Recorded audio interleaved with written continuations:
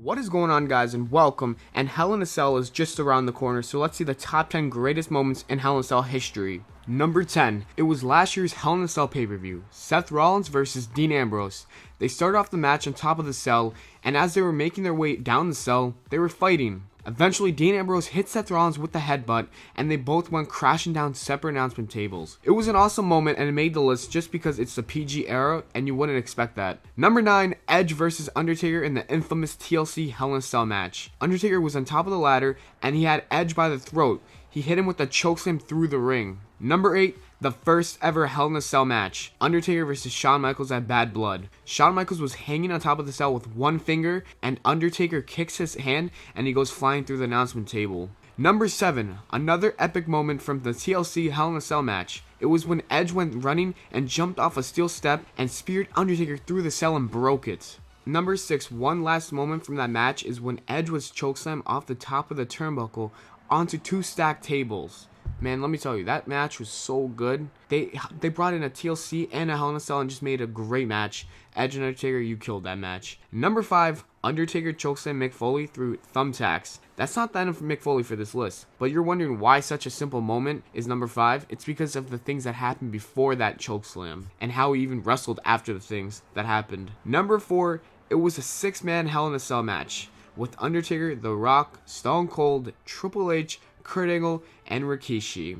Rikishi. You didn't have the greatest career, but this moment was memorable. Undertaker and Rikishi were fighting on top of the cell until Undertaker chokeslammed, more of like a shove on the neck, but they're considered a chokeslam. He chokeslammed Rikishi onto a hay truck. Number 3, Triple H versus Mick Foley. It was a great feud. It had the most hardcore matches ever, and it lasted like 4 years. But in this match, Triple H and Mick Foley were battling on top of the cell. There was a baseball bat that was on fire. They were on there, and Mick Foley was going for the double arm DDT until Triple H flipped him over and broke the cell, and Mick Foley fell through it. Number 2, guys, Mick Foley's back on the list. I told you, don't worry. The infamous Undertaker throwing Mick Foley off the cell, and you all may remember this line: "By God Almighty, as God as my witness, he is broken in half."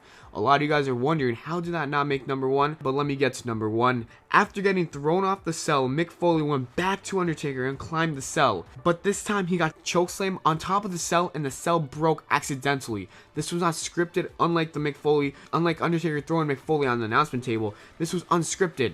And plus there was a chair right there. So Mick Foley got chokeslammed unexpectedly, did not know what was happening, fell through the cell after getting thrown off the announcement table. That's my number 1 moment, just because it was unscripted and it was probably Mick Foley's scariest moment in his life.